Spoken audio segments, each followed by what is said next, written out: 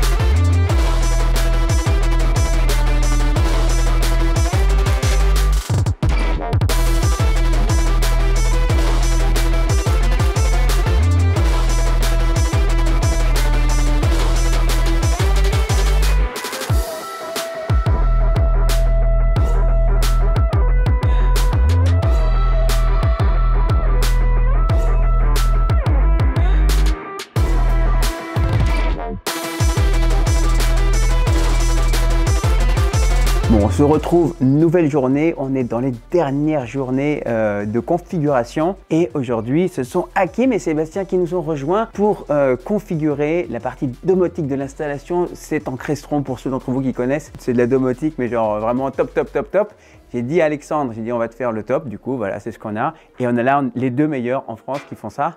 Du coup, ça va être assez fabuleux. Donc, on aura une appli qui sera parfaitement personnalisée pour piloter tout l'ensemble des équipements de cette salle. Voilà, donc ça, c'est la programmation qui est en train d'être faite. Du coup, je ne dérange pas. Et nous, après, on va s'occuper de... ouais, parce que ça, je ne vous avais pas dit. Bah, allez, je vous le dis quand même. On partage tout, vous le savez. La dernière fois, on avait installé les caissons de basse. On a installé l'amplificateur de puissance. Et là, paf, ça a grillé. Du coup, on est reparti un petit peu bredouille, quoi, finalement. Hein. Et donc, du coup, nouvel amplificateur installé. Je vais attendre qu'ils aient fini. Et ensuite, on va calibrer le son pour avoir vraiment un truc aux petits oignons, quoi. Hein, d'accord? Je les laisse bosser. On se retrouve après. Et puis, on voit tout ça, quoi.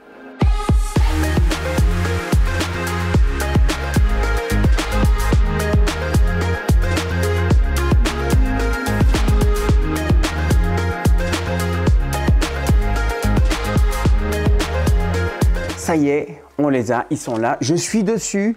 Les sub 10, enfin, on les a reçus. On en a reçu combien, Polo? Une quarantaine. Du coup, 4 caissons de basse sub 10 qu'on va intégrer aujourd'hui dans les murs, 2 derrière la toile, 2 derrière les canapés, derrière les fauteuils là-bas. Et donc, du coup, on va faire ça maintenant. Mais évidemment, pour installer ces enceintes, donc on a d'abord retiré les caissons de basse qu'on avait mis à disposition, les ASW 610 qui ont fait un bon boulot. Mais là, avec ça, ça va vraiment trembler, ça va être incroyable. Vous allez ressentir, enfin pas vous, à moins que Alexandre vous invite. Mais sinon, on va ressentir le son vraiment physiquement dans les fauteuils, donc ça va être vraiment, vraiment génial. On retire la toile, première chose, et ensuite on va pousser un peu les fauteuils là-bas pour installer les caissons de basse, et ensuite on va calibrer tout ça. Donc c'est parti, maintenant.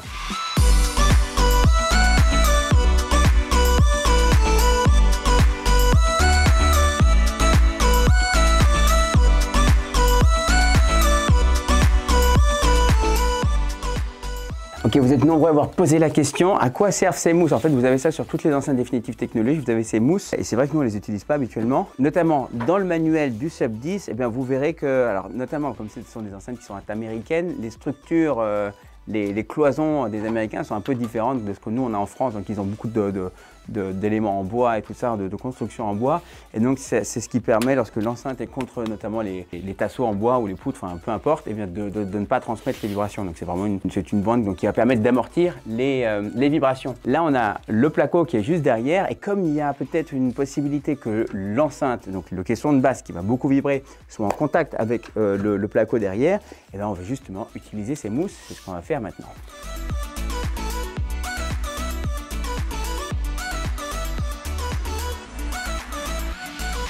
Les amis, comme prévu, comme promis, je vais vous parler pendant quelques instants d'une fonctionnalité, surtout d'une spécificité qu'on a maintenant sur les projecteurs Sony, qui est la puce X1. Et vous êtes nombreux à me poser la question, mais à quoi sert cette puce X1?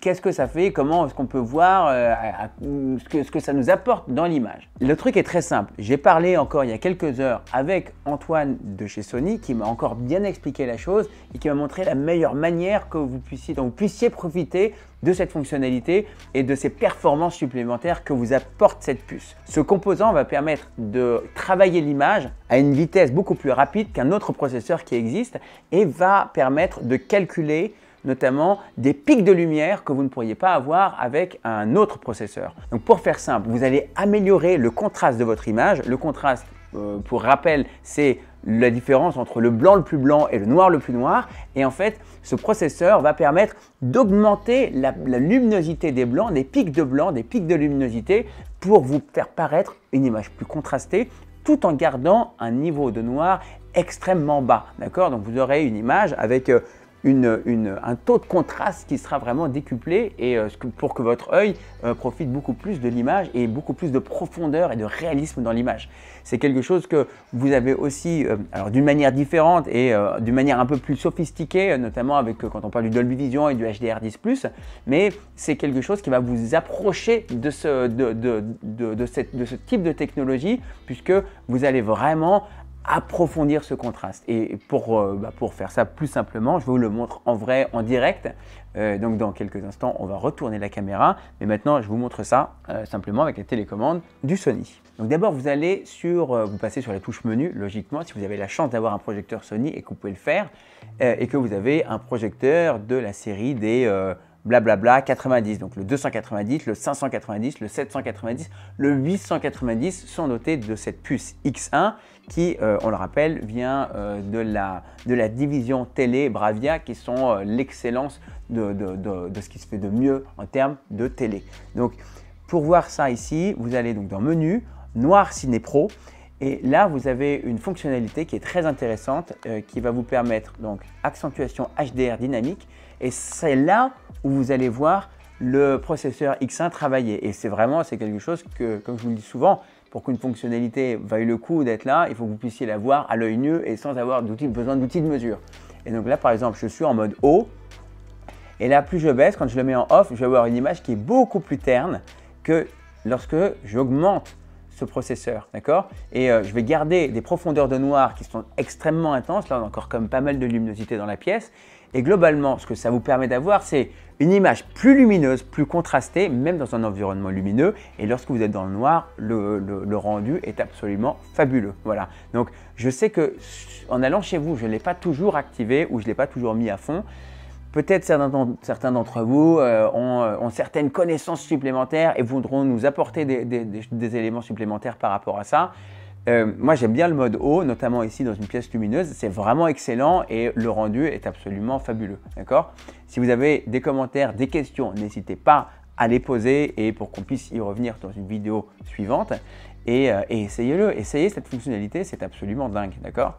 L'autre truc que vous pouvez faire, ça je vous en avais déjà parlé la fois précédente, c'était donc dans création réalité, donc reality creation comme on l'appelle en anglais quand vous avez le menu en anglais, mais sinon création réalité qui se trouve ici, vous le mettez sur on. Le processeur X1 va permettre d'optimiser, notamment quand vous augmentez la résolution du filtrage de l'image, vous allez ajouter de la résolution et de la finesse à l'image. Alors, j'ai entendu la dernière fois certains d'entre vous, enfin j'ai lu, j'ai pas entendu, mais j'ai vu certains d'entre vous qui ont dit que oui, on touche à ce que vous voulez faire, à l'intention initiale du réalisateur, mais l'intention originale du réalisateur, elle est plus dans les couleurs que normalement dans la résolution. Si on peut avoir une plus belle résolution, une plus belle définition de l'image, autant l'avoir, d'accord? Et là, c'est vraiment ce que vous obtenez et ça reste totalement réaliste. Donc, vous ne modifiez pas l'image, vous lui donnez plus de précision et une fois que vous y avez touché, vous ne revenez plus en arrière, c'est ce que je vous dis toujours. Quand vous touchez à quelque chose et que vous ne voulez plus revenir en arrière,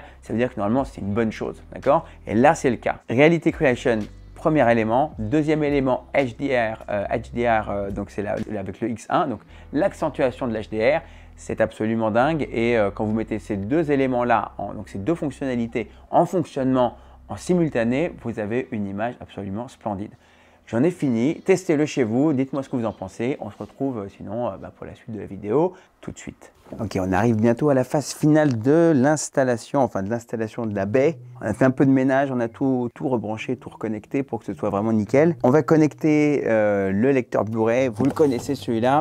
UBP 9000 et c'est la nouvelle génération, je crois qu'il s'appelle E à la fin et je vous le recommande vivement, c'est probablement le meilleur lecteur Blu-ray que vous puissiez vous offrir et il fait tout, je pense qu'il fait tout ce qu'il doit pouvoir faire pour pouvoir utiliser en cinéma comme ça ou dans une salle lorsqu'on est dans un salon ou avec ce type de vidéoprojecteur.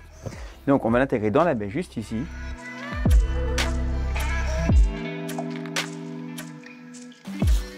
Regardez comme il est beau, il est hyper lourd, il est hyper costaud, c'est vraiment un superbe appareil. Vous en avez pour votre argent rien qu'en le pesant quoi. Tada! Et voilà.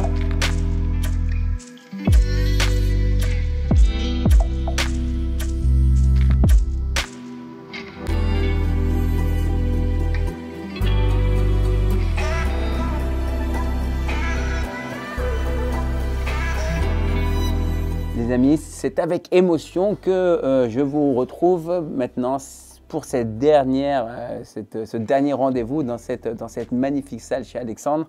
Je viens de faire les réglages du son, de l'image. C'est juste fabuleux, c'est juste incroyable. Je suis hyper content, hyper fier du résultat qu'on a obtenu ici. Je crois qu'Alexandre aussi est content. Et donc il l'utilise.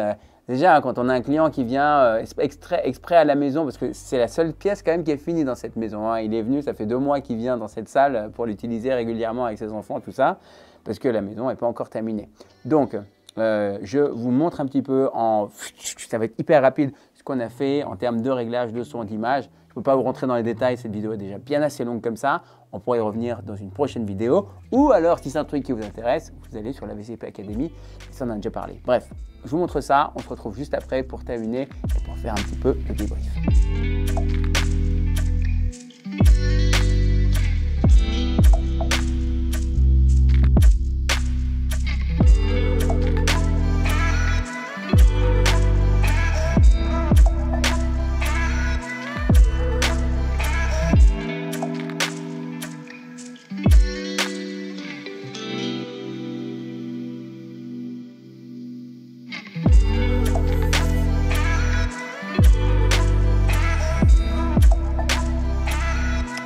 Ça y est les amis, c'est la fin de cette installation. Enfin, hein, parce que ça fait un moment que vous regardez cette vidéo. Par où est-ce qu'on va démarrer? Eh bien, je pense qu'on peut démarrer par les fauteuils. Ces magnifiques fauteuils qu'on a fait réaliser spécialement Ici, ils sont en tissu, on peut les faire en cuir, on peut les faire dans la couleur que vous souhaitez.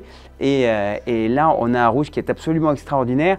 Et je ne sais pas comment ça rend, ce que je disais déjà tout à l'heure, je ne sais pas comment ça rend en vidéo, mais ici, dans la pénombre, parce qu'on est quand même dans une pièce qui est sombre, c'est un home cinéma, on a vraiment un contraste qui est vraiment magnifique entre le gris du sol avec la moquette et ces magnifiques fauteuils. Donc, motorisation, chacun peut programmer sa propre position et y revenir quand il le souhaite. Vous avez aussi un truc qui est super important quand vous choisissez ce genre de fauteuil. Regardez, venez voir. C'est la partie qui est pour la nuque, pour votre tête, parce que si vous prenez un fauteuil, par exemple, vous avez des fauteuils qui ne sont pas faits pour ça à la base, qu'on peut utiliser, mais si vous êtes totalement allongé, que vous avez la tête qui regarde le plafond, vous l'avez mauvaise. Donc là, ça c'est un truc super important et qu'on a toujours sur ce type de fauteuil, c'est la position de la nuque qui va vous permettre de regarder l'écran même quand vous êtes pratiquement totalement allongé. Voilà. Donc, chose suivante, eh bien, on va parler de ce magnifique vidéoprojecteur, le 790 ES, l'incroyable, le fabuleux, que j'adore.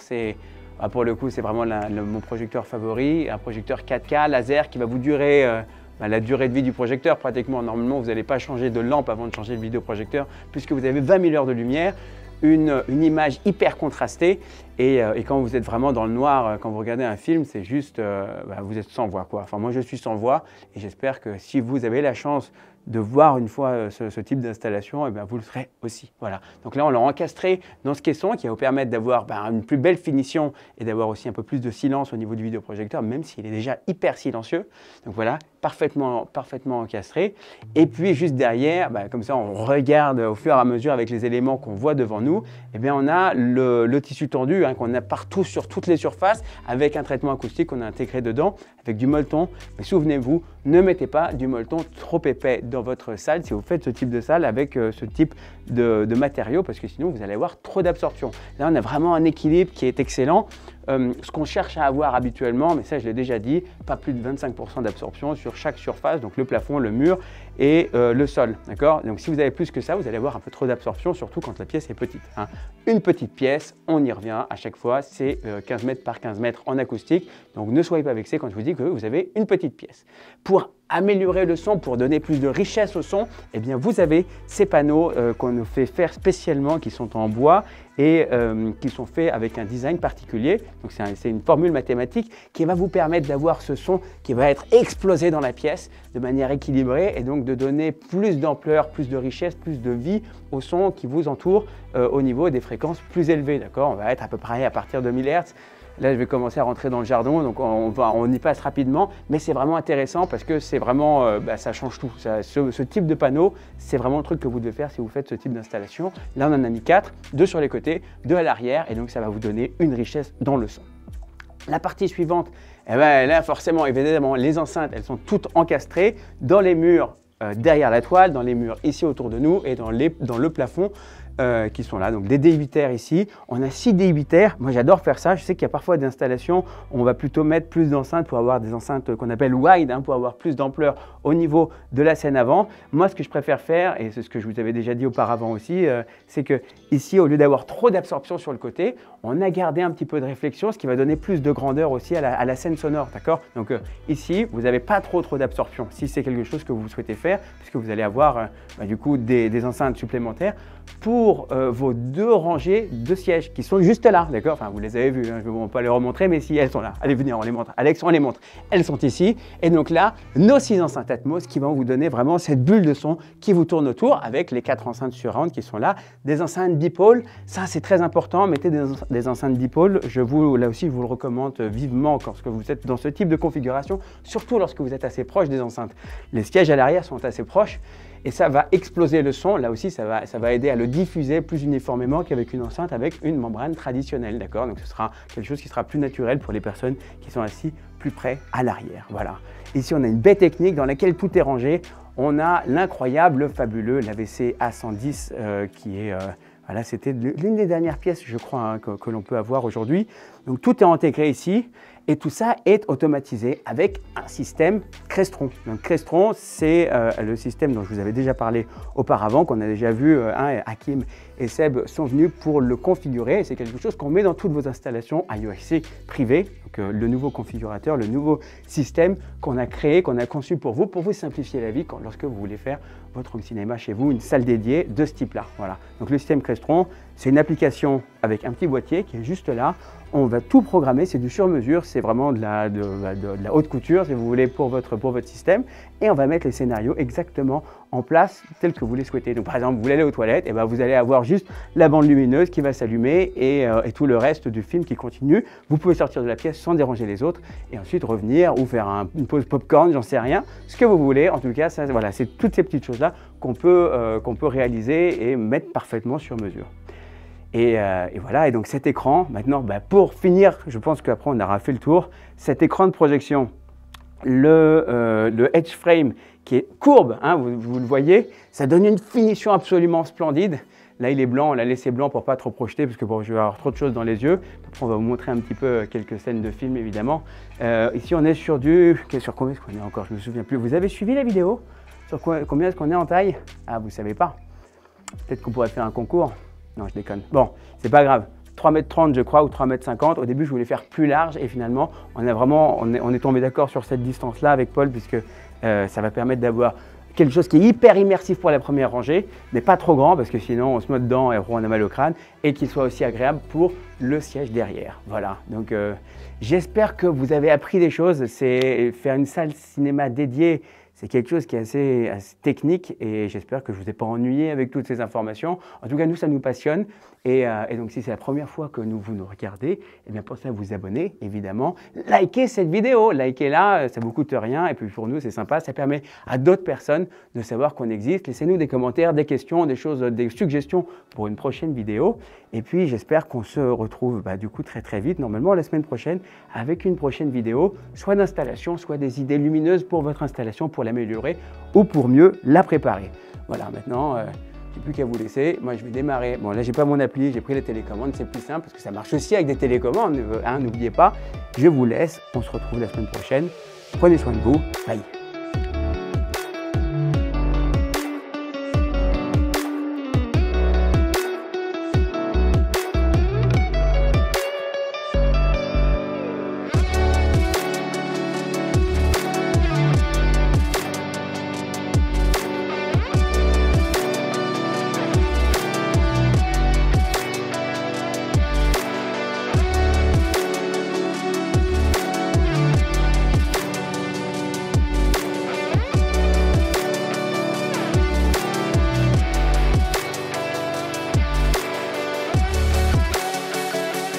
Resté jusque là, je voulais refaire un test. On a regardé Le Mans là, enfin pas tout le film, mais juste la scène.